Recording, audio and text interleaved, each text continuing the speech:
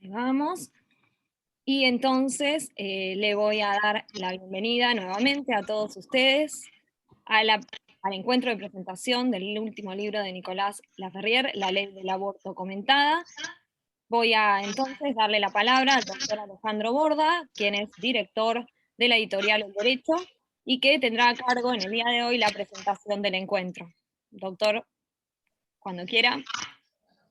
Muchas gracias, Sofía. Bueno, muchas gracias a todos los que han venido a esta presentación de este importante libro. Para nosotros, como editorial, es un verdadero orgullo tenerlo entre los autores a Nicolás Laferrière, que después haremos su presentación formal, pero que nos regala un libro de una profundidad extraordinaria, de una valoración, de una idea de rescatar la importancia de la vida humana, ¿no? Y esa pasión que tiene por la protección de la vida humana, evitar cualquier tipo de discriminación, evitar cualquier tipo digamos, de favorecimiento a la muerte de la vida inocente, ¿no? De modo tal que para nosotros realmente es un libro fundamental dentro de nuestra editorial. Y para esto, hoy, yo no sé de qué voy a hablar del libro, porque hay dos importantísimos profesores de Derecho que nos han acompañado y que lo van a hacer ellos. Me toca a mí, en este momento, presentar en primer lugar al doctor Sagüés. El doctor Néstor Sagüés es por todos conocido, con lo cual la presentación es casi superflua, ¿no? Pero está bien decir que es doctor en Derecho por la Universidad de Madrid, es doctor en Ciencias Jurídicas y Sociales por la Universidad Nacional del Litoral, es presidente honorario del Instituto Iberoamericano de Derecho Procesal Constitucional, es también presidente honorario de la Asociación Argentina de Derecho Constitucional, es profesor titular emérito de la Universidad de Buenos Aires, profesor de posgrado en la Universidad Austral, en la UCA y en la Universidad Panamericana de México. Ha estado también, ha sido miembro del Poder Judicial, es miembro de la Academia Nacional de Derecho y Ciencias Sociales de Córdoba, de la Academia Nacional de Ciencias Morales y Políticas de Buenos Aires, autor de infinidad de libros, profesor honoris causa, etcétera, cantidad de títulos, ¿no? Entre los últimos que podemos decir, ha sido distinguido por el Tribunal Constitucional de Perú con la Medalla al Mérito, entre otros tantos galardones. Así que para nosotros es un verdadero orgullo contar con el doctor Sagüés hoy para la presentación de este libro. Bienvenido, doctor, la palabra es suya. Bueno, debo manifestar que me siento muy, muy contento de estar con todos ustedes y de intervenir en la presentación del reciente libro Jorge Nicolás Laferrière, dedicado a la ley de aborto comentada, un análisis crítico, editado por El Derecho. Quiero destacar que tal vez mi primer artículo en materia doctrinaria y constitucional lo publiqué en El Derecho allá por 1966, es decir que han pasado algunos meses desde entonces, y en este caso volver a reencontrarme con una editorial en la que he publicado tanto es simultáneamente otro placer, así que contento por partida doble. Bien, cuando se presenta un libro es bueno hacer una semblanza acerca del autor, pero en este caso, tratándose de Nicolás Laferrière, es un personaje muy conocido entre todos los aquí presentes. Solamente me gustaría destacar que en general es una persona que proviene del ámbito académico y en particular del derecho civil, pero se encuentra precisamente en su condición de doctor en Derecho, en su condición de profesor titular en materia de Derecho Civil, se encuentra vinculado a la bioética y al derecho de familia, de tal manera que también tiene sus conexiones con el derecho público y en particular con el derecho constitucional. Y precisamente el libro que aquí nos regala, que nos presenta, es una muestra de cómo compartir la idea que el derecho es uno y que no obstante los compartimentos en los que los estudiamos, hay elementos y datos comunes que obligan a una consideración interdisciplinaria en temas importantes. Bien, con esta aclaración muy sintética acerca de nuestro autor, vamos a ingresar en la temática que aborda el libro. Se refiere a una ley, la 27.610, sancionada en el año 2020. Vamos a aclarar que se trata de una ley sui generis, una ley distinta en el listado de las leyes congresionales argentinas. ¿Y por qué es distinta? Es distinta porque fue una norma precedida, naturalmente, de proyectos en torno precisamente a lo que se llama la interrupción voluntaria del embarazo, ahora, eufemísticamente, proyectos que motivaron un gran debate nacional, intenso, profundo, como no podía ser menos, debate que también fue recepcionado en el ámbito parlamentario.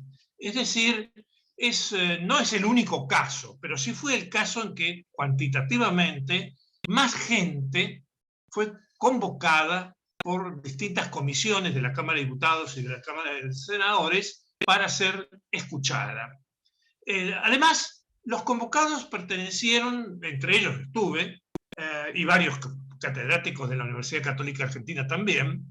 Los entrevistados o los convocados fueron personajes de la más diversa extracción, porque si bien había profesores de diferentes disciplinas, derecho de familia, derecho constitucional, filosofía del derecho, etc., había también individuos y mujeres que provenían de, digamos, sectores distintos del quehacer cultural.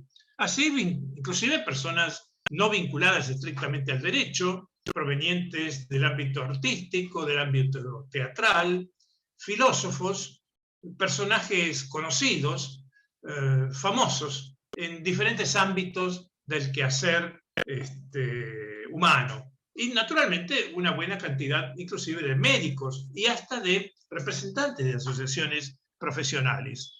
O sea, fue un conjunto abigarrado de personas que de alguna manera era una muestra muy aproximada, muy, digamos así, difusa de la sociedad argentina. Pero esto provocó que esta ley realmente fuera un atisbo, un anticipo de lo que algunos llaman no democracia representativa, no democracia participativa, sino inclusive democracia deliberativa, en el sentido de entender por democracia deliberativa aquella en la que todos los obligados o involucrados por la norma a dictar deben ser convocados, siguiendo la tesis de Habermas, a ser oídos en el tratamiento de esa norma.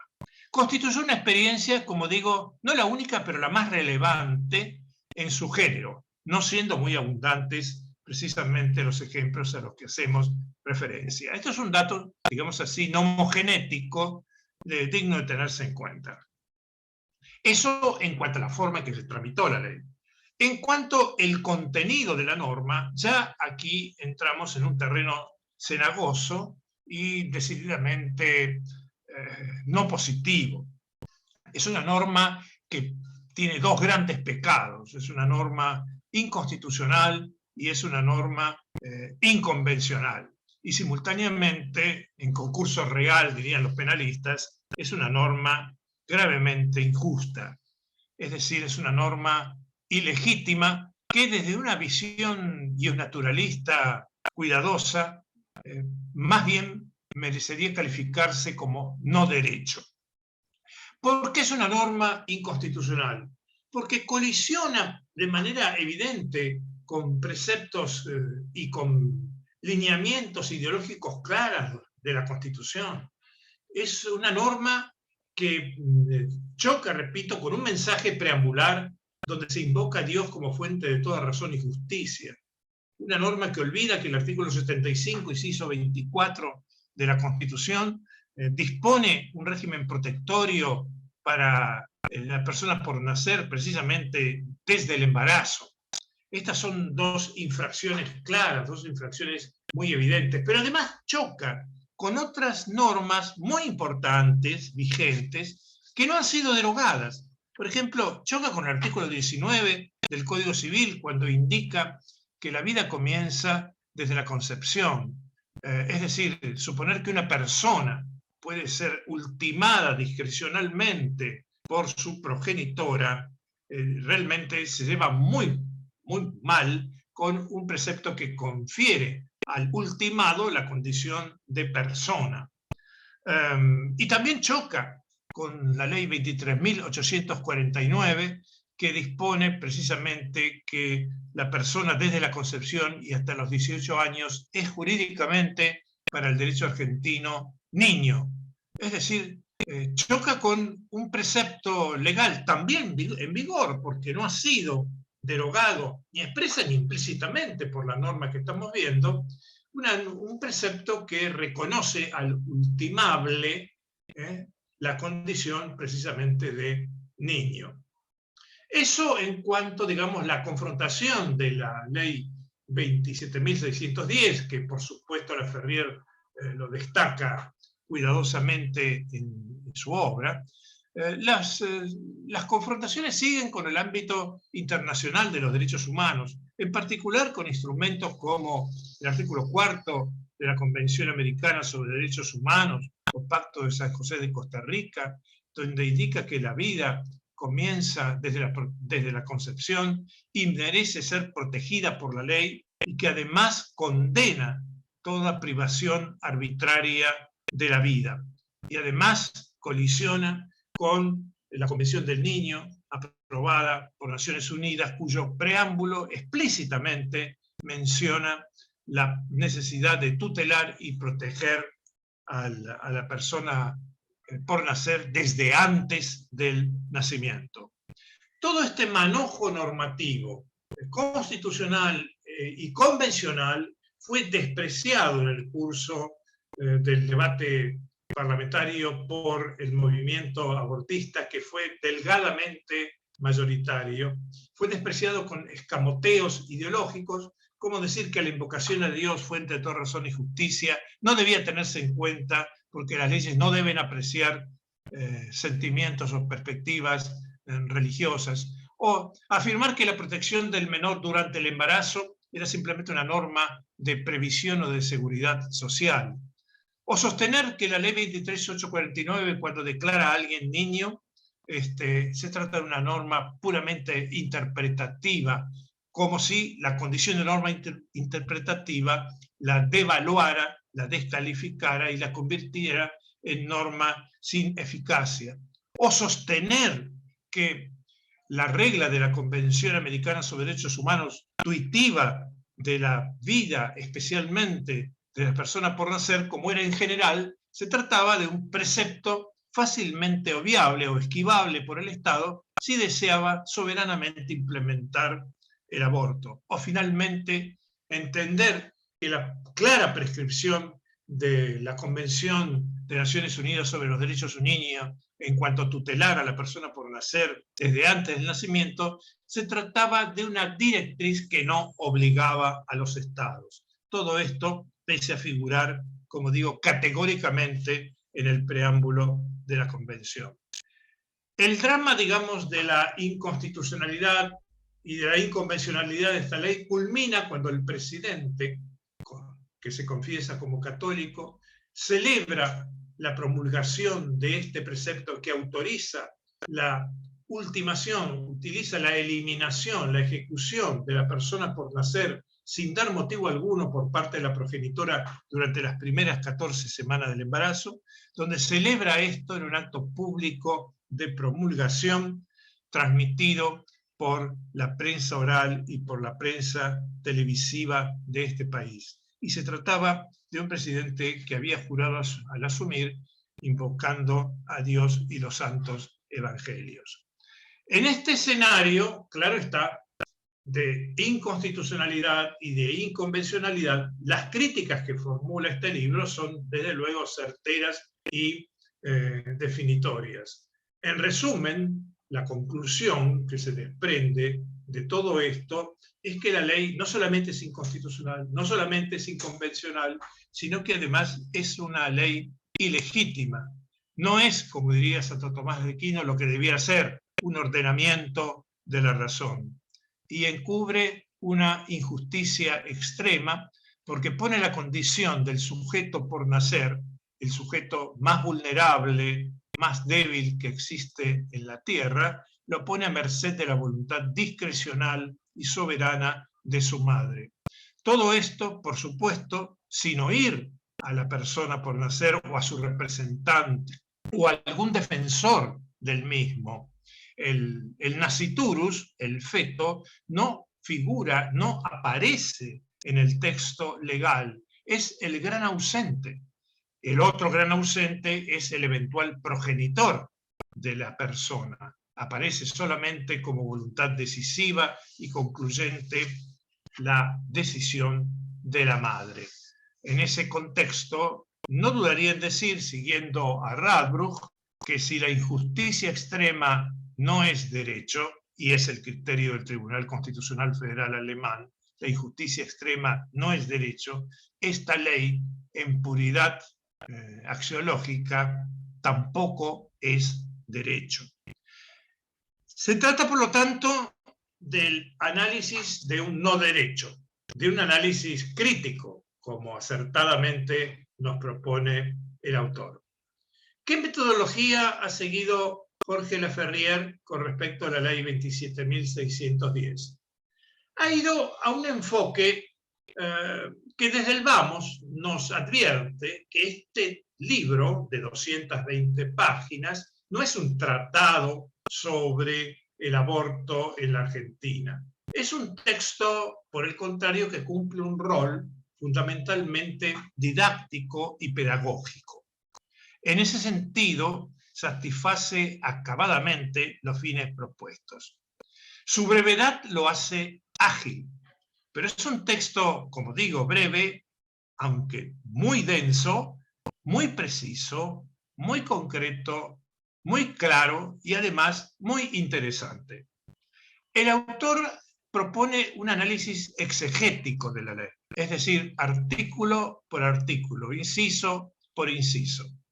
Los artículos de la ley son 22 y cada uno es desmenuzado, diseccionado, tal vez descuartizado, en base a los antecedentes manejados para fundamentar la norma y sobre todo a las críticas vertidas por muchos de los expositores en los paneles y en las intervenciones desplegadas en la Cámara de Diputados y en el Congreso.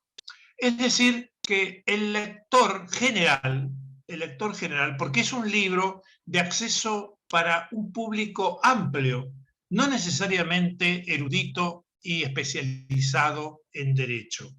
La sencillez de la exposición, la claridad del lenguaje, lo tornan, como digo, accesible a cualquier persona. Y tiene la bondad del autor de, en un abanico de exhibiciones doctrinarias, mostrarnos cuáles son las diferentes alternativas, las diferentes razones esgrimidas al aprobar y al discutirse cada uno de estos preceptos. Vamos a añadir que la obra, al realizar un estudio exegético de toda la ley, de sus 22 artículos, consuma al mismo tiempo y obviamente un estudio integral de la norma en cuestión. Es decir, no solamente alude o se detiene en la problemática del aborto tratada por la ley. La ley, como sabemos, prosigue con las excepciones a la punición del aborto contempladas por el viejo artículo 86 del Código Penal. Esto es el aborto para salvar la vida de la madre o el aborto como aplicado al caso de un embarazo provocado por una violación. Estas son las pautas clásicas, pero claro, corregidas y ampliadas. La parte más discutible, más penosa de la ley es la autorización del aborto por parte de la persona gestante, es decir, por parte de la progenitora o de la persona gestante, como digo, expresión que usa la norma, dispuesto libre y absolutamente de modo discrecional. Advierto la diferencia que hay entre la ley 27610 y la norma vigente en Uruguay, en la otra orilla del Río de la Plata. La ley uruguaya no permite abortar sin causa o por cualquier causa. La ley uruguaya determina una serie de supuestos de autorización del aborto por parte de la mujer gestante, supuestos que son sometidos a un estudio por parte de cierto personal especializado en el tema. Pero nuestra ley, por el contrario, habilita un cheque en blanco para la progenitora durante las primeras 14 semanas del embarazo.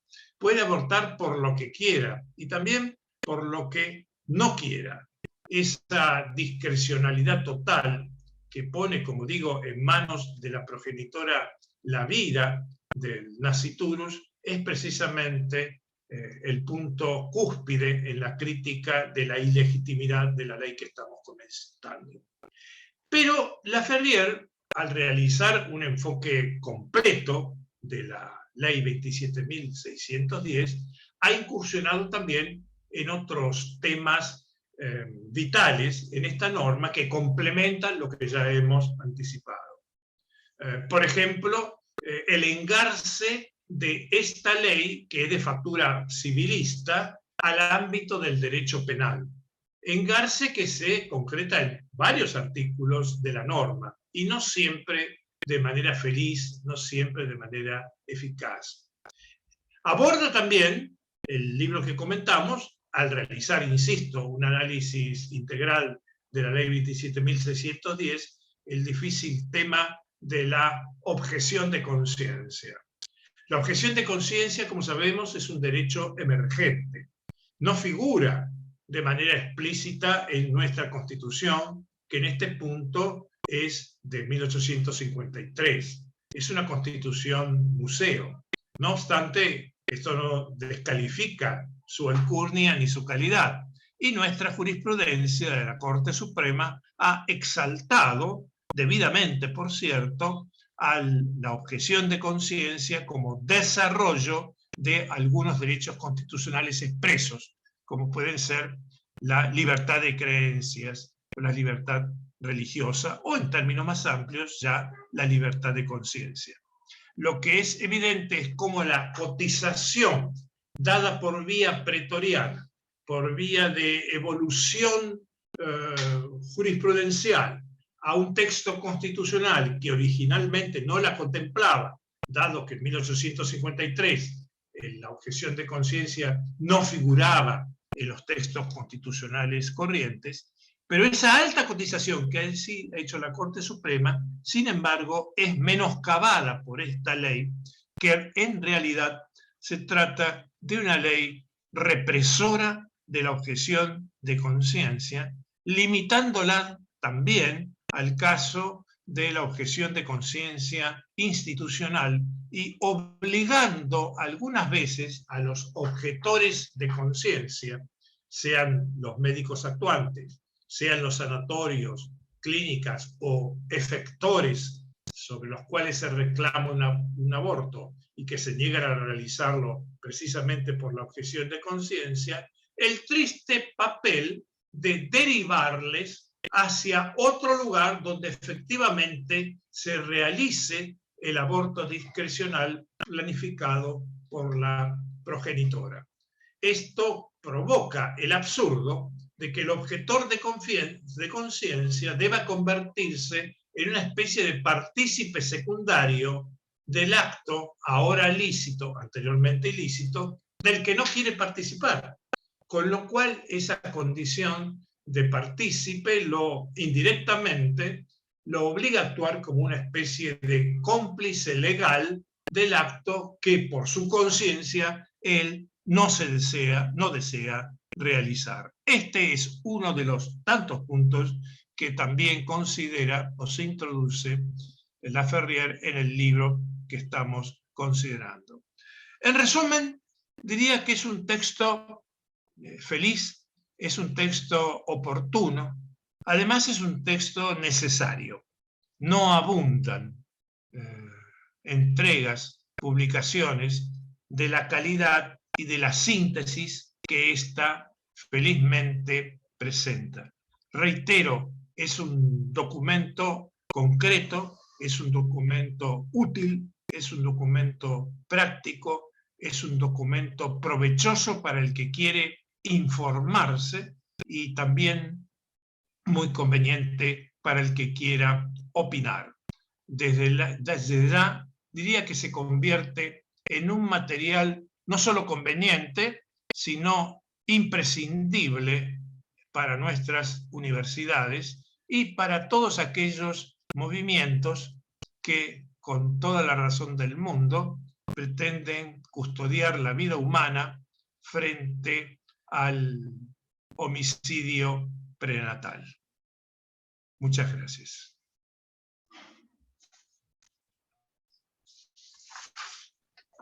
Muchas gracias, doctor Sagüez, por su exposición, muy rica, muy valorativa, con lo cual le agradecemos muchísimo. Desde ya que las páginas del derecho, ya que usted ha publicado hace tantos años, en el 66, siguen abiertas para usted. Así que cuando quiera, no tenga ningún temor en enviarnos algún trabajo. Bueno, realmente es una alegría haber compartido con usted este rato, ¿no? y escuchado sus palabras respecto del libro de Nicolás Laferrier. Lo vamos a despedir al doctor Sagüez, porque tiene otro compromiso en este momento, con lo cual su actividad sigue siendo muy prolífica. Así que bueno, nuevamente muchísimas gracias por su participación. Soy yo el reconocido y sobre todo por la comprensión de ustedes y su amable actitud. Muy buenas tardes. Muchas gracias, doctor. Bueno, ahora la vamos a recibir a la profesora Ilva Miriam Hoyos Castañeda, que viene de Colombia y que nos ha dado esta satisfacción, ¿no?, de tenerla entre los presentadores de la obra de Nicolás. La doctora Hoyos Castañeda es abogada y doctora en Derecho por la Universidad de Navarra y ha hecho varios estudios sobre derechos humanos en la Universidad Complutense de Madrid y en el Instituto de Derechos Humanos en Costa Rica. Ha sido decana de la Facultad de Derecho y directora de Humanidades de la Universidad de La Sabana, en Colombia. Ha sido también conjuez del Consejo de Estado y procuradora delegada para la defensa de los derechos de la infancia y de la familia. Ha sido asesora del Pontificio Consejo para la Familia, también del CELAM y de la Conferencia Episcopal de Colombia.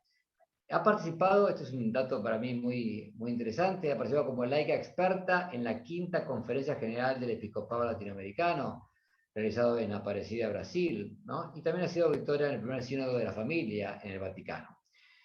En la actualidad preside el Consejo de Protección de Niños y Personas Vulnerables de la Conferencia Episcopal de Colombia y es, por supuesto, profesora universitaria y autora de diversas publicaciones sobre derechos humanos, sobre la persona y la dignidad de la persona humana. Doctora Hoyos Castañeda, el tiempo es suyo. Muchas gracias, profesor Alejandro. Mi saludo para todos desde Bogotá, Colombia. Sean mis primeras palabras para agradecer al profesor Nicolás Laferrier por haberme designado como una de las intervinientes en la presentación de su última obra. He entendido esta deferencia como una manifestación de la amistad que nos une y una propuesta para dialogar sobre una temática en la que he participado durante ya varias décadas en mi país, Colombia, tanto como profesora universitaria e investigadora, así como abogada en las causas relativas al aborto que se han adelantado ante las más altas instancias jurisdiccionales. Gracias, profesor Laferrier y amigo Nicolás. La obra que hoy se presenta será de gran utilidad para entender la normativa del aborto, no solo en Argentina, sino en América Latina, y comparto lo que aquí ha expresado el profesor Sagüez. Se trata de una obra no solamente útil, sino necesaria. Desarrollar en la forma como lo ha hecho el profesor argentino el íter legislativo de esta novísima norma ha debido causarle dolor, como a mí me ha causado dolor al leerlo. Sí, ese dolor que al parecer los defensores de la nueva normativa solo siente el ser humano nacido, porque el no nato ni siquiera se le acepta su condición de ser doliente y hasta se discute si es o no ser humano. No resulta fácil ni escribir ni leer sobre el aborto, porque detrás de las páginas, en este caso bien escritas porque están bien pensadas, hay una narrativa desesperanzadora respecto del ser humano y claros vestigios de una imposición ideológica que adopta como presupuesto un escepticismo sobre los principios que estructuran la vida en sociedad y una injusta discriminación respecto de los seres humanos que pone en duda los cimientos mismos de la teoría de los derechos humanos. De la novísima ley 27.610 con 22 artículos, el autor da cuenta de las intervenciones que desde el Centro de Bioética, Persona y Familia, al que pertenece, realizó en la discusión pública y académica del texto legal. Como buen investigador, el profesor Laferrier presenta de manera muy rigurosa las diversas posturas que en el desarrollo de su aprobación se fueron dando. En cada uno de los artículos que se comentan y analizan, hay una abundante referencia bibliográfica, enriquecida, como ya se ha dicho, por los intervinientes, tanto en los debates en la Cámara de Diputados como en el Senado. Es de agradecerle el poner en diálogo las posturas discordantes para ir refutándolas, advirtiendo las falacias y las incongruencias de quienes por defender los derechos humanos deben hacer uso de malabarismos jurídicos porque terminan defendiendo lo indefensable. No todos los seres humanos son personas y no todos los seres humanos son titulares del derecho a la vida. En relación con el objeto de la ley, regular el acceso a la interrupción voluntaria del embarazo y la atención post-aborto, el autor precisa que desde el primer artículo el lenguaje es por una parte eufemístico y por otra enfatiza la autonomía de la mujer y sus derechos, soslayando, como ya se ha puesto de relieve, la dignidad y el derecho a la vida de la persona por nacer, el gran olvidado en la ley. Derechos de la mujer que se especifican en el artículo 2 y que se formalizan en cumplimiento, así se dice, de los compromisos asumidos por el Estado argentino en materia de salud pública y derechos humanos de las mujeres y de las personas con otras identidades de género con capacidad de gestar. Vamos por partes. En verdad, no existe un derecho al aborto en los tratados internacionales de derechos humanos. Sí, y así lo expresa el autor, se han dado recomendaciones de comités de derechos humanos para despenalizar la conducta abortiva, pero la despenalización no es la legalización, aunque sea un paso casi obligado para llegar a ella. La lectura de la obra del profesor Laferrier me ha permitido advertir la similitud de la argumentación utilizada en Argentina con la usada en Colombia desde la sentencia C-355 del 10 de mayo de 2006, que despenalizó el aborto al aborto en 3 causales amplias, pero que la Corte Constitucional ha venido reinterpretando a través de la figura de la Constitución viviente, que le ha permitido dar un salto entre la despenalización y el reconocimiento del aborto como derecho fundamental, manifestación de los llamados derechos sexuales reproductivos y de la autonomía de la mujer. En ese punto, la legislación argentina y en otros tantos más es coincidente con la amplísima jurisprudencia constitucional en materia de aborto en mi país. Aquí radica el núcleo de la argumentación. La autonomía, la libertad de una persona, en este caso de la mujer, que tiene que poder disponer acerca de sí misma. Se trata del derecho a la autodeterminación, que impide que desde fuera se le constriña a actuar en contra de sus deseos. Pero habrá que preguntarse, ¿qué clase de libertad es aquella que suprime ya no solo la libertad, sino el ser de otro? El énfasis que se ha dado a la libertad no puede pasar desapercibido. En efecto, cuando una mujer está embarazada, es una realidad objetiva, no es algo pensado, porque las ideas pensadas respecto de la vida carecen de vida, porque carecen de las actividades que son propias de los seres vivos. El embarazo es una realidad y la mujer embarazada no está en una solitaria relación consigo misma, ni tampoco en una relación con un puñado de células, sino con un ser que se mueve a sí mismo, que tiene cierta autonomía porque en sí existe en sí y no en otro. La vida, también la vida humana, tiene en sí su propio motor y también su propio fin. Por eso mismo, la vida no acaba en un fin externo a sí misma, sino que la acción de vivir queda en el viviente y le permite nutrirse, desarrollarse y crecer. El crecimiento es el fin de toda vida, de cualquier ser vivo. No puede ser la muerte.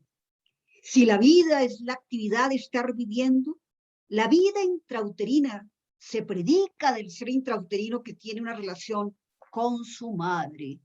Coexiste. Y tan coexiste que la única forma de desprenderse de esa relación es deshacerse de él. El aborto es la ruptura de esa relación de coexistencia. Y en este sentido, también el desconocimiento de la libertad. Si la libertad se entiende como un ser para, debe incrementarse. En el aborto sucede lo contrario, porque al disponer la mujer de sí misma, al ser para la libertad, no está en ella, a pesar de que se entienda que decide sobre su propio cuerpo. Ese para de la libertad está en la muerte y va por tanto más allá de ella. Y la libertad no es para matar a un ser humano, sino para acrecentarse abriéndose a los demás. La disposición de sí termina no solo siendo disposición de la vida de otro, sino anulación de la propia libertad. Además, la vida, el ser del viviente, no puede tener su objetivo fuera de sí mismo, porque fuera de la vida, ya lo he expresado, solo hay muerte, y la muerte no es el objetivo de la vida. La no dependencia de nadie, el no ser limitado en la propia libertad por ninguna libertad ajena, termina por afectar los principios de convivencia social y reformulando una antropología de marcado acento individualista. Yo quiero, yo puedo, yo deseo, yo decido. Ese yo encerrado en sí mismo niega la posibilidad de la misma juridicidad, radicada en la relación de filiación. Se proscribe todo aquello que implique dependencia. Al eliminar a otro, se le arrebata su condición de hijo. Ser hijo es la relación primaria fundamental, es la base de la juridicidad. Vaya paradoja. El derecho que regula relaciones sociales también debe ser reinterpretado, porque ha dejado de ser la cosa justa para pasar a ser la manifestación de la voluntad, una voluntad ciega o enceguecida, ajena a cualquier criterio de razonabilidad. De ahí el mérito de la obra del profesor Laferrière, que más que defender el derecho a la vida, invita a recuperar el sentido radical de la juridicidad y el principio de la igual dignidad de todos los seres humanos, porque sin el respeto a esa dignidad no resulta factible un sistema democrático a favor de las personas. La tradición humanista de América Latina se ha visto reflejada en su legislación y en algunos de los tratados regionales de derechos humanos. El profesor Sagüell ya hizo mención de ellos. Así, por ejemplo, la Convención Americana de Derechos Humanos en su artículo 4 dispone que toda persona tiene derecho a que se respete su vida. Y el artículo 1.1 de la misma convención establece algo excepcional en los tratados internacionales de derechos humanos, que persona es todo ser humano, porque corresponde a la tradición humanista latinoamericana. En consecuencia, según esta normativa, todo ser humano tiene derecho a que se respete su vida. Esa protección no es ni gradual ni incremental, como lo interpretó la Corte Interamericana de Derechos Humanos en el famoso fallo Artavia Murillo del año 2012, en el que se pronunció sobre la fecundación in vitro en contra del Estado de Costa Rica. La vida humana no admite grados. ¿Hay vida o no hay vida? Y si no hay vida gradual, el ser humano vivo tiene derecho a la vida. Sin vida no puede predicarse ni el sujeto ni el derecho. Los ecos de Roe versus Wade, fallo de 1973, siguen estando presentes 28 años después, ya no solo en los Estados Unidos de América, sino en todo el mundo. Porque si el aborto debe ser permitido a la mujer hasta el momento en el que el feto se transforme en viable, es decir, sea potencialmente capaz de vivir fuera del útero materno sin ayuda artificial, la determinación de la viabilidad, y eso lo hemos visto tanto en la jurisprudencia como en la legislación y en el derecho comparado, se torna variable de 14 o 24 semanas, incluso llegando aún al extremo, como sucedió en mi país, en un caso en el que la Corte Constitucional admitió un aborto que se había realizado, cito entre comillas, por medio de cesárea, a una mujer que ya tenía 7 meses y 6 días de embarazo. El niño, obviamente, nació vivo y se le dejó morir minutos después, y a eso se calificó como aborto. En Colombia, la Corte ha considerado que la jurisprudencia no impone límites a la edad gestacional para la realización del procedimiento abortivo y que los profesionales de la salud deberán informar a la mujer embarazada sobre los alcances y los riesgos del procedimiento para que ella adopte su decisión de manera instruida, según la sentencia SU 096 del año 2012. La fijación del límite temporal sí se adopta en la legislación argentina, que distingue el aborto a demanda realizado con consentimiento de la madre en las primeras 14 semanas de embarazo, del aborto que pueda realizarse fuera de ese plazo si el embarazo es resultado de una violación o si estuviese en peligro para la vida o la salud de la mujer gestante, según lo regulado por los artículos 4 y 14 de la ley argentina. Con esa fijación del límite temporal, se hace evidente que la vida se protege de manera diversa, o lo que es lo mismo, que no toda vida vale igual, No toda vida tiene el mismo valor. Frente a todo grito de igualdad, la legislación y la jurisprudencia sobre el aborto nos responden que no todos los seres humanos somos iguales. Y esa desigualdad genera a su vez una diferenciación en la titularidad de los derechos. Atención especial merece el artículo 15, que tipifica como un nuevo delito la conducta que consiste en dilatar, obstaculizar o negar injustificadamente la práctica del aborto en los casos legalmente autorizados. Como bien lo precisa el profesor Laferrier, no solo hay dificultad para determinar el bien jurídicamente protegido en este nuevo delito y para precisar el carácter abierto de la norma, sino que este artículo, este nuevo delito, genera una especie de sospecha sobre los profesionales de la salud y otros implicados en la práctica del aborto. Permítanme una referencia al caso colombiano. En Colombia no está tipificado este delito, pero sí la jurisprudencia de la Corte Constitucional también ha venido estableciendo unas subreglas que han tenido como finalidad no solo evitar las llamadas barreras administrativas en los casos de aborto, sino que se han convertido en una persecución a quienes hemos cuestionado o nos hemos opuesto de sus decisiones concretas.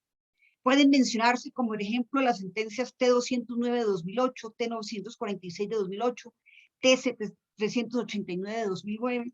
En esta última, la Corte, a tiempo que revocó los fallos de instancia, ordenó que se investigara a un juez por haber objetado en conciencia o por haber hecho uso de su autonomía para juzgar si en un caso concreto el aborto era procedente o no, de conformidad con lo decidido por la Corte y la sentencia C355 de 2006.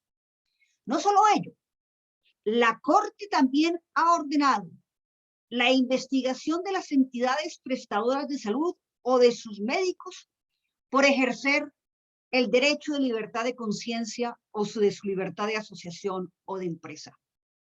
Como si fuera poco, ha ordenado en auto 038 de 2012 investigar al juez y a los funcionarios de un juzgado por haber permitido a la Procuraduría General de la Nación, en esa época yo actuaba como procuradora delegada y tenía que hacer la actuación ante la Corte Constitucional, acceder a un expediente de una acción de tutela. Esas precedentes actuaciones de la Corte no fueron suficientes, porque el trasfondo ideológico de imponer el aborto a toda costa y de discriminar a los opositores de las decisiones sobre el aborto llevaron a que en sentencia T627 de 2011 se nos ordenara, y fue una de las personas que la Corte me ordenó, se nos ordenara a unos funcionarios públicos cómo pensar, qué se debe hacer, qué se debe decir, ya no solo sobre el aborto, sino sobre los derechos sexuales y reproductivos y la objeción de conciencia. Se nos ordenó, por ejemplo, decir en un término perentorio, 48 horas nos otorgó la Corte Constitucional, que la anticoncepción oral de emergencia no es abortiva. Y se nos previno para que nos abstuviéramos de interferir de manera infundada en el proceso de inclusión del misopostrol en el plan obligatorio de salud. He querido detenerme en esta casuística colombiana para poner de presente que en Colombia, como en Argentina, hay un clima de presión inusitada, jurisprudencial o legal, sobre las instituciones y el personal de salud para que el aborto siempre se realice. El paso de la despenalización del aborto hacia la legalización ha supuesto que en el ejercicio de ese procedimiento se eliminen o restrinjan los derechos fundamentales de los demás, no solo frente al derecho a la vida del no nacido, sino también frente a la libertad de conciencia de los profesionales de salud y los servidores públicos regulada en el artículo 10 de la normativa argentina.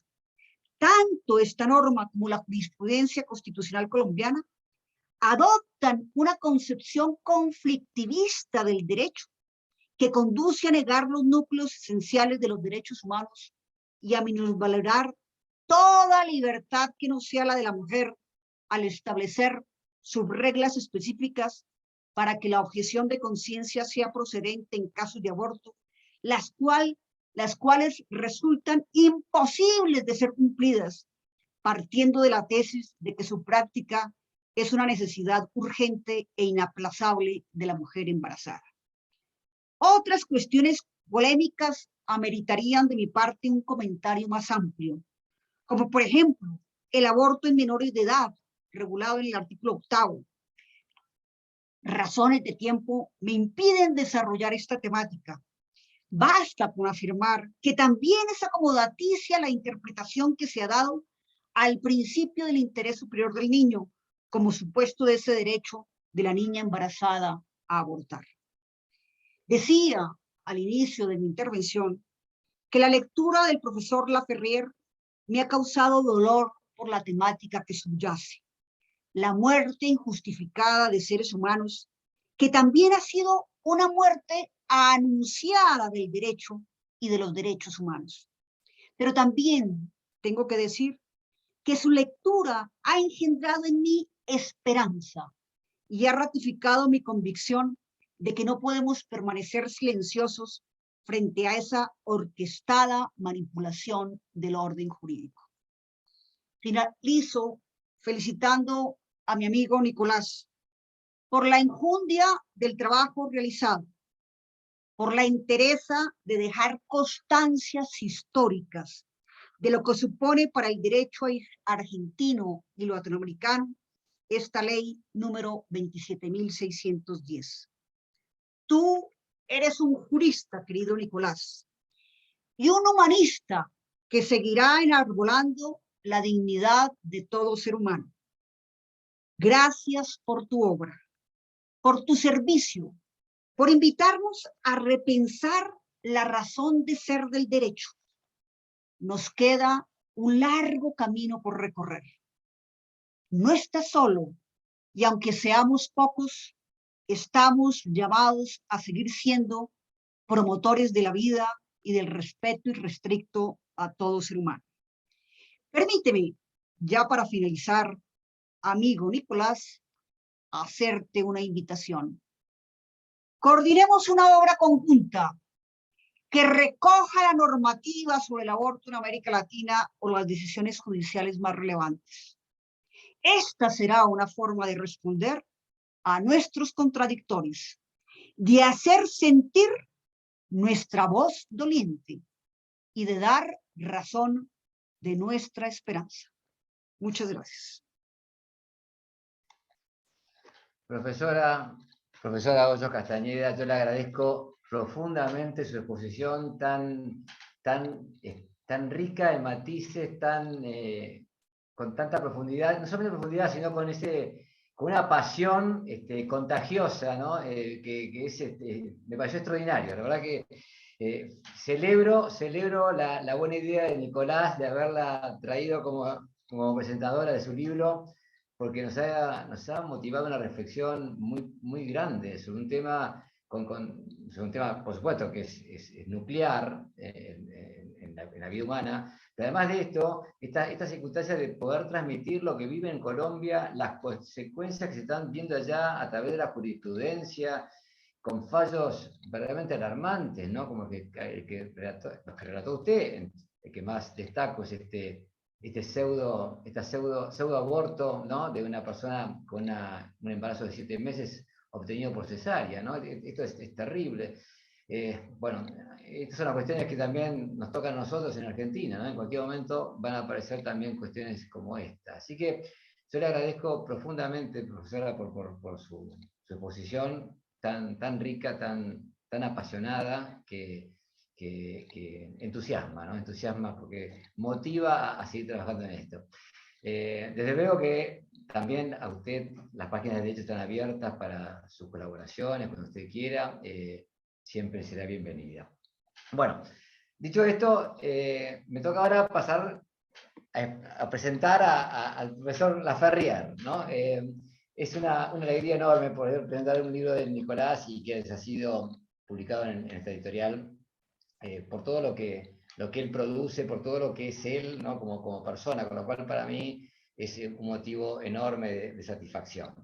Hay que contar algo de su vida, que todos conocen, ¿no? Aparte de ser abogado y doctor en ciencias jurídicas, como ya lo recordó en su momento el profesor Sagüez, es director también de investigación jurídica aplicada y de la revista Prudencia Iuris, de la Facultad de Derecho de esta Pontificia Universidad Católica Argentina. Es director del Centro de Bioética, Persona y Familia, que produce cantidad de documentos y de investigaciones muy importantes que tratamos al menos de reflejar parcialmente, por lo menos a través de nuestro diario. Es director de la Maestría de Derecho Civil Patrimonial en la Universidad Católica Argentina, profesor titular ordinario de Derecho Civil en la Universidad Católica Argentina, pero además es profesor adjunto regular en la Universidad de Buenos Aires.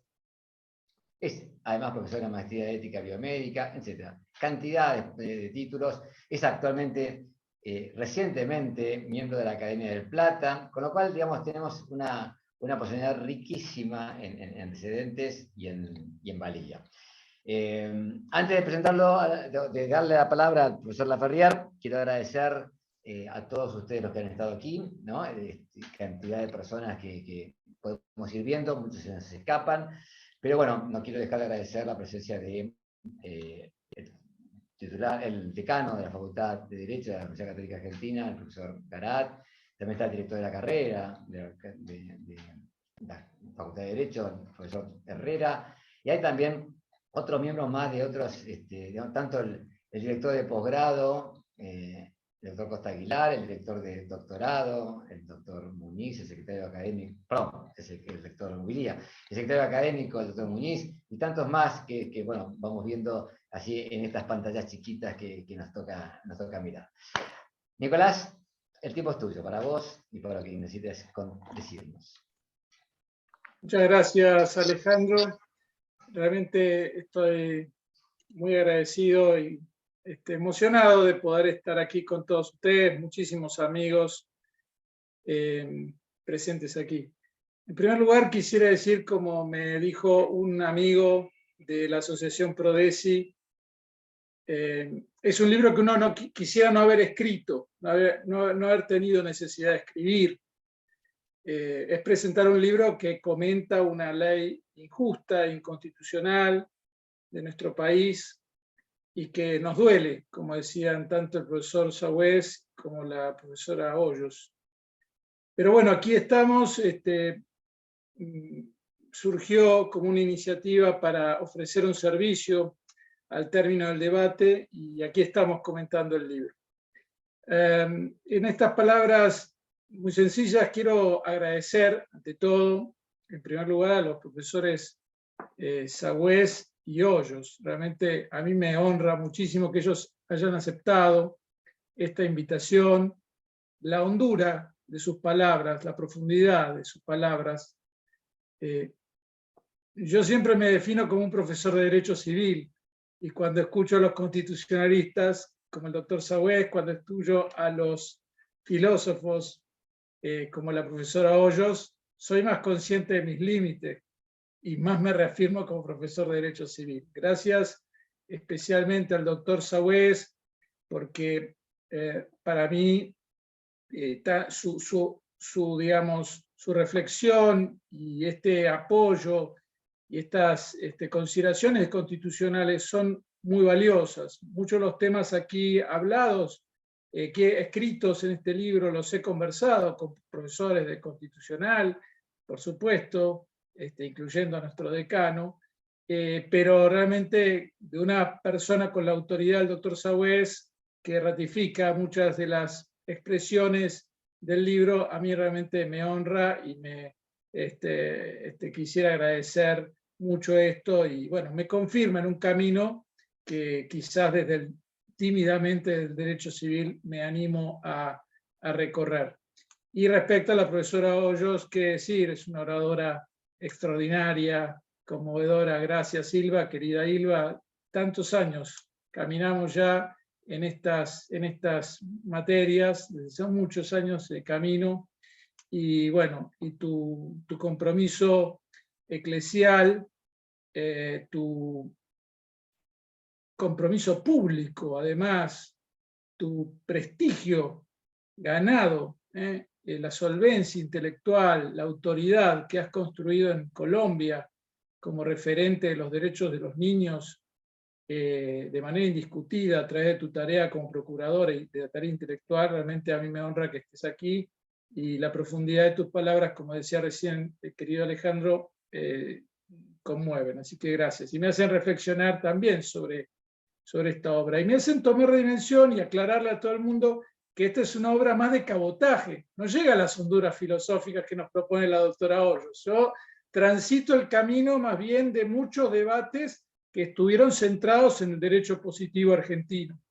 Es una obra que intentó reflejar esos debates del derecho argentino específicamente, y muy anclada en el debate parlamentario, como bien señaló el profesor Sauer. Bueno, los agradecimientos continúan, por supuesto, con el decano de la facultad, doctor Pablo Garat. Él impulsó que se publique en el derecho, me alentó, realmente puso todo la disposición, y por supuesto, tanto en él como sus antecesores, como Daniel Herrera y Gabriel Limodio, y en el mismo rector, doctor Schiavone, siempre he sentido un apoyo enorme de la UCA, un impulso y un compromiso institucional de la universidad en el tema de la vida que es inclaudicable. La universidad ha puesto todos sus recursos, y hoy la presentación de este libro, el hecho de que lo haya publicado el derecho, es también una alegría enorme. Agradecimiento, por supuesto, a Alejandro Borda, director del Derecho, con quien hemos compartido muchísimas veces los más variados ámbitos, y siempre me interpela su hondura. Bueno, menciono personas: Sofía Calderone, que puso muchísimo esfuerzo en este acto, a Alejandro Dusol, Leandro Guzmán del Derecho, Juan Sorrentino, que pusieron toda la tarea de edición. Bueno, a todo el equipo del Centro de Bioética, Persona y Familia, especialmente Inés Frank, que hemos conversado muchísimo y trabajado mucho todos estos temas, Catalina Arias de Ronquieto, Leonardo Pucheta, Juan Bautista Eleta, Alejandro Williams, que tuvieron que leer algunas versiones borradores, al igual que otros profesores, colegas, amigos, como Débora Ranieri, Úrsula Basset, Ignacio de la Riva y Fernando Toller. A todo el equipo del Centro de Bioética, más allá de los que mencioné, a la gente de Prodesi, que otra asociación en la que participo también, aunque no soy un abogado litigante en sentido estricto, sí aprendí mucho con ellos. A los colegas profesores, colegas de la cátedra, por ahí la veo a Viviana Nieto, al profesor Carlos Muñiz, al profesor Budano Roy y otros colegas de la cátedra, doctorandos, maestrandos, bueno, muchísima gente que está aquí, familia, amigos, colegas. Bueno, ¿qué decir sobre la obra? Ante todo, es una obra que intenta hacer una, digamos, recapitulación de muchas cosas escritas a lo largo del tiempo. Si bien creo que no incurro demasiado en el autoplagio, o sea, en haber copiado y pegado cosas, sino que lo escribí realmente de cero, el libro, a partir de la sanción de la ley. Sí es verdad que el libro recapitula muchísimos temas que ya se venían discutiendo, trabajando, y por eso también es un libro que tiene una enorme cuota de compartida con los colegas. O sea, realmente yo traté de sacar fruto de las muchísimas exposiciones que hubo en el Senado, en diputados, donde distintos juristas defendieron la vida y llamaron al Congreso a trabajar por las dos vidas, como fue la consigna que imperó en el debate en Argentina. Y creo importante esto porque, de alguna manera, el libro no se comprende sin esa comunidad de profesores, de colegas con los cuales fuimos caminando y escribiendo sobre distintos temas.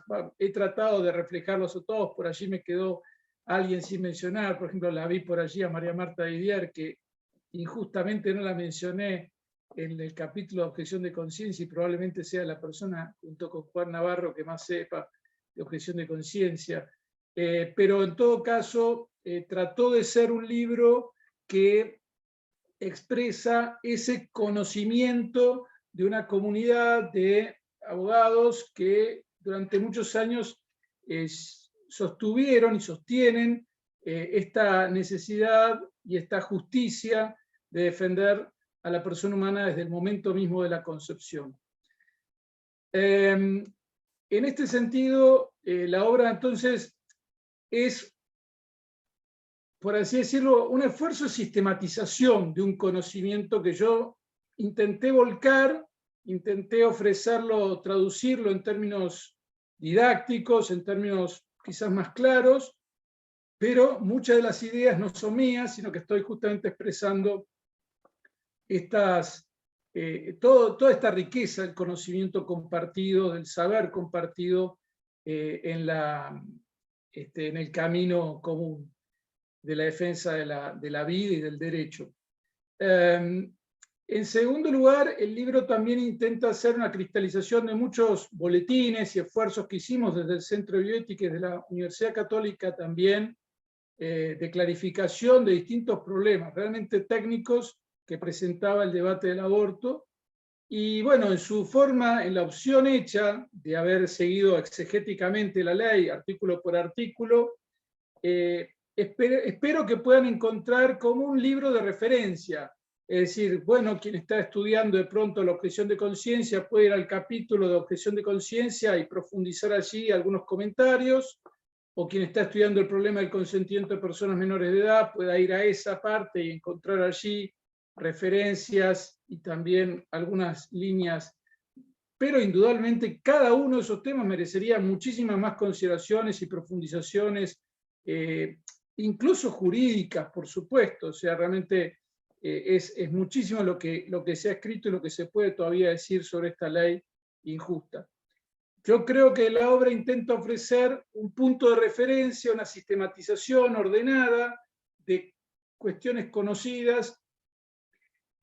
Probablemente lo que a mí, el esfuerzo mayor que me significó fue ordenar la primera parte. De hecho, los primeros 4 artículos, el comentario de los primeros 4 artículos, piensen ustedes que son 22, es lo que se lleva el mayor número de páginas, casi 100 páginas se van en esos primeros 4 artículos, que son realmente donde está el nudo del debate constitucional. Y esto ha sido muy importante en nuestro país, lamentablemente, porque lo que hemos asistido es a esto, es un quiebre de un principio muy profundo, el principio de que la existencia de la persona humana comienza en la concepción y esa vida es un valor, esa vida tiene un valor inviolable. Este principio es el que se ha quebrado, porque el legislador argentino optó por no modificar el Código Civil, como bien explicó recién el profesor Sagüez. El legislador argentino optó por no entrar en la cuestión de la personalidad, y el legislador argentino optó, siguiendo equivocadamente una referencia casual que hace la Corte Interamericana en el injusto y muy, muy grave fallo Artavia Munillo del año 2012, en esa sentencia la Corte Interamericana dice que la protección de la vida al por nacer debe ser gradual e incremental. Esa idea ha hecho camino en los juristas argentinos y es un quiebre profundo de la lógica de la protección de la vida, como bien recién explicaba la profesora Hoyos con su habitual hondura filosófica. Entonces, creo que esa primera parte constitucional ha sido el mayor desafío intelectual, porque es tratar de encontrar y de ordenar las posturas y ponerlas en diálogo, tratando de entender, de plasmar en la obra los argumentos que sostenían quienes tienen esta postura de entender que la vida, que el ser humano empieza la concepción, pero su derecho a la vida es gradual e incremental y por lo tanto puede ceder. En el caso del aborto, tratar de entenderlos, pero a su vez de refutarlos y ponerlos en diálogo con distintos juristas que intervinieron en el debate. A mí esto me parece que fue lo que el nudo más grande, digamos. El segundo nudo estuvo en la parte penal. Realmente allí, como bien señaló la profesora Hoyos recién, la irrupción de un nuevo delito, que persigue a los profesionales de la salud que se nieguen, dilataren o obstaculizar, dilataren injustificadamente, obstaculizar un aborto concebido como una norma penal inserta en el capítulo de los delitos contra la vida, o sea, donde antes estaba el aborto no punible, ahora donde antes era el aborto un delito, ahora es un delito no hacer un aborto. Esto es un quiebre tan grande en materia penal que realmente a mí me significó digamos, un desafío intelectual pensar esto. Por supuesto, hay penalistas que van a profundizar, pienso, ya hay trabajos de Carlos Romero Verdulias, que lo vi por allí, Hernán Munilla, también que ya están comentando este artículo, y bueno, será motivo después de profundización, y bueno, al igual que toda la ley, esperamos que algún día se derogue. Junto con esto, quedó oculto un tema que para mí es muy caro a mis sentimientos porque fue el tema de mi tesis doctoral, que es el aborto de las personas con discapacidad. A diferencia del proyecto que había tenido media sanción en el 2018, cuando en el 2019 se reformula el proyecto de ley de aborto, se quitó la causal específica de aborto de personas que presentaren malformaciones fetales graves. Esta causal habilitaba el aborto pasada la semana 14. Esto se quitó porque habían sido muy grandes las críticas a esta causal por significar una enorme discriminación de las personas en razón de su discapacidad. Las críticas habían venido aún de sectores favorables al aborto, que decían esta causal así es discriminatoria y no cumple con la Convención sobre los derechos de las personas con discapacidad. En este sentido, el proyecto y la ley finalmente sancionada no aparecen mencionadas a las personas con discapacidad como víctimas del aborto, de esta llamada interrupción del embarazo. En realidad es una autorización para quitarles deliberadamente la vida, para matarlas. Pero el problema subsiste, porque el aborto de las personas con discapacidad se produce en mayor medida antes de la semana 14 por la irrupción y la difusión y la, digamos, presión que existe para el uso de los estudios prenatales. Este fue el tema de mi tesis y creo que en los próximos años asistiremos a un creciente debate sobre qué pasa en la Argentina con esta situación. Veremos si la sociedad argentina resiste a la presión muy fuerte que existe en todo el mundo para abortar a las personas con discapacidad,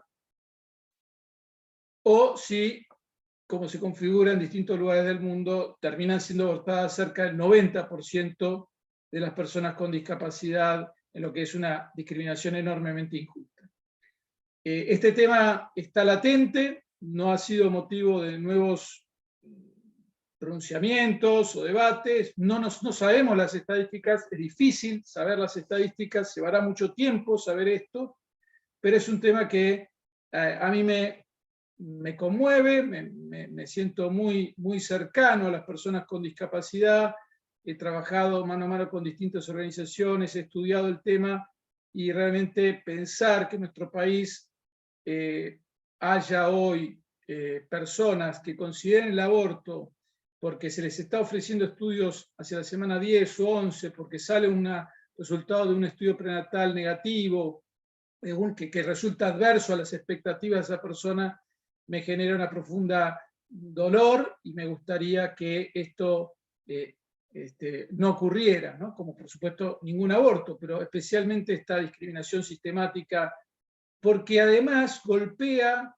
en el corazón a la sociedad, porque señala que estamos enviando un mensaje que es: solo sos aceptado en la vida si reunís cierta calidad, si tu vida tiene utilidad, ¿no? Es una transformación muy profunda de toda la concepción que nos rodea.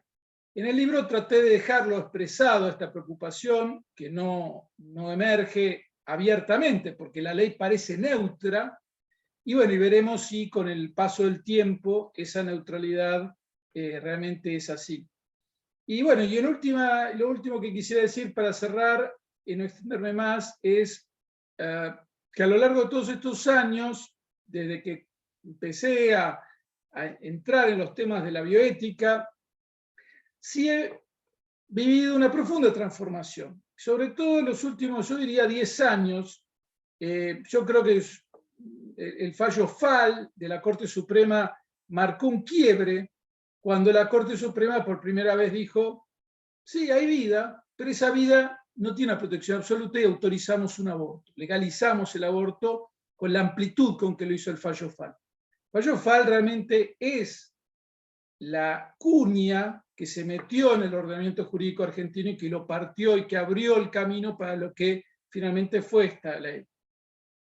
Y lo que quisiera decir que esta transformación operada en nosotros, estoy hablando de mucha gente que trabaja desde hace muchísimos años, fue en estos temas de defensa de la vida, la transformación operada fue que no nos podíamos desconectar de la realidad. Es decir, que teníamos que estar en contacto y conocer más la maternidad vulnerable. Que no nos podíamos quedar solo en la formulación, por así decirlo, teórica de escritorio de la defensa de la persona por nacer. Que señalar que la vida comienza en la concepción ya no era suficiente y que había que demostrar con acciones y con iniciativas que también nos preocupaba la maternidad vulnerable. Y acá se me viene a la mente muchísima gente que trabaja con las madres vulnerables, pienso en los chicos de Frente Joven con Defensores de Mamá, en Grávida, en los centros de ayuda a la mujer, en la red de apoyo que existe a nivel nacional, y cómo eso también nos llevó a una cierta conversión de quienes trabajamos en este tema. Y en esto también el Papa Francisco ha tenido mucha influencia con su prédica constante de que no nos olvidemos de los más necesitados, de los más desfavorecidos, que no nos desconectemos de la realidad. Y yo creo que ese es el fundamento mayor de nuestra esperanza, mantenernos en contacto con la realidad, tratar de estar pensando realmente qué está pasando. Y esto, la verdad es que lo vemos lamentablemente en lo que pasó durante este año de vigencia de la ley, ¿no? Tantas historias que nos llegan del ensañamiento contra la vida que se está promoviendo, de la persecución de los médicos que defienden la vida, del silenciar al que quiere levantar la voz para decir hay otras alternativas al aborto. Y frente a eso, yo creo que nosotros tenemos que continuar en esa tarea de estar cerca de las madres vulnerables, porque en definitiva el aborto sabemos bien que no es la solución. El aborto es muerte, el aborto es fracaso, y va a dejar a un entendal de heridos. Pienso en toda la tarea del instituto acá presente, Alejandra, de Matrimonio y Familia, con la atención posaborto. Pienso en toda la tarea que hay para acompañar a esas madres, y me parece que por allí se mantiene nuestro compromiso y también nuestra, por así decirlo, la fuerza desde la que también vamos a lograr trabajar para revertir esta ley injusta. Sabemos que es un camino de largo aliento, sabemos que no va a ser inmediato, hay acciones judiciales en marcha, mucha gente muy buena, muy formada trabajando, pero será un camino de largo aliento. Pero no tenemos que perder ese contacto con la realidad, con las situaciones concretas de vulnerabilidad que son las que nos reclaman, y que son en última instancia a las que esta injusticia, que es la legalización del aborto en nuestro país, no está respondiendo. Y esto nos interpela. Y con el dolor encima de que ahora nos están presentando proyectos de eutanasia y todos los debates que se vienen, bueno, la esperanza es esa. Y en última instancia también, y acá cierro, desde la fe cristiana, yo puedo decir que realmente vivimos una experiencia de cruz, ¿no? La dimensión pascual de la vida nos señala que cuando ocurre la cruz, sabemos que nos asociamos misteriosamente a la pasión de Jesucristo, y eso adquiere un valor redentor. Entonces, a lo largo de este año, hemos visto con impotencia muchísimas situaciones injustas. Nos hemos enterado de abortos, de gente perseguida, y eso nos genera una profunda impotencia, sensación de injusticia. Como abogados, tratamos de hacer todo lo posible para que eso no ocurra, pero cuando la ley y tantas herramientas poderosas y los medios de comunicación imponen esto, en última instancia también sabemos y guardamos la esperanza de que esas injusticias vividas a fondo desde la fe se asocian a la pasión de Cristo.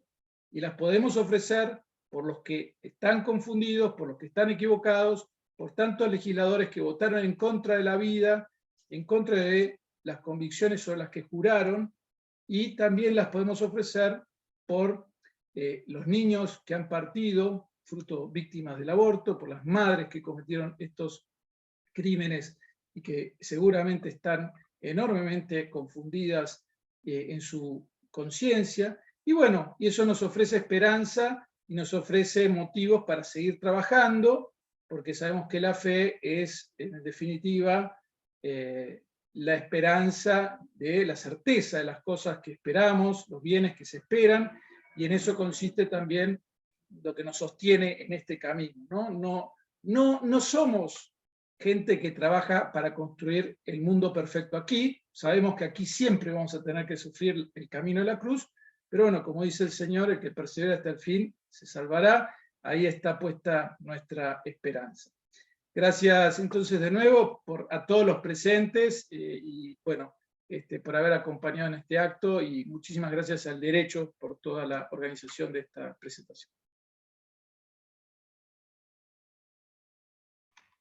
Bueno, Nicolás, muchísimas gracias por tus palabras, nuevamente transmitiendo también tu pasión por este tema y tu profundidad, ¿no? Sobre tantas cuestiones que invitan a seguir reflexionando y a seguir trabajando, ¿no? Porque esto no, yo creo que algo que tiene de positivo que veo siempre en tu obra y en tu libro en particular es esta invitación a continuar trabajando, ¿no? Es decir, no porque se celebra el aborto hay que pensar en otra cosa, no, sigamos trabajando en el tema, es decir, veamos cómo podemos tratar de paliar o evitar mayor número de víctimas, ¿no? Que es en definitiva lo que nos está pasando.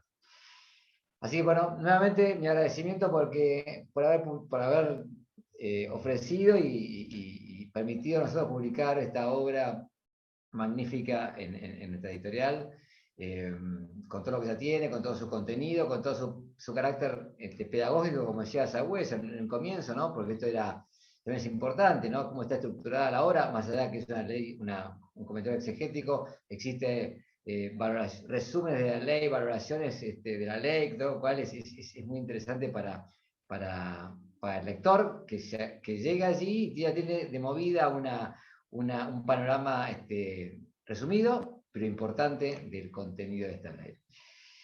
Bueno, no me queda otra cosa más que agradecerle a todos los participantes de esta presentación, ¿no? De haber estado acompañado en esta alegría que hemos tenido de poder brindar este espacio para Nicolás, agradecer nuevamente a la profesora Hoyo Castañeda, agradecer al profesor Sagüez, bueno, y toda la gente que estuvo aquí, y que hemos podido compartir esta hora y media tan profunda, tan llena de contenido. Tengo la sensación de que no es una presentación del libro nada más, ¿no? Ha habido reflexiones muy importantes para tener en cuenta, y esto excede incluso la misma obra, lo cual implica un mayor valor de la obra, porque ha sido disparador de esas nuevas ideas. Bueno, a todos muchas gracias, y esperemos encontrarnos en una próxima oportunidad.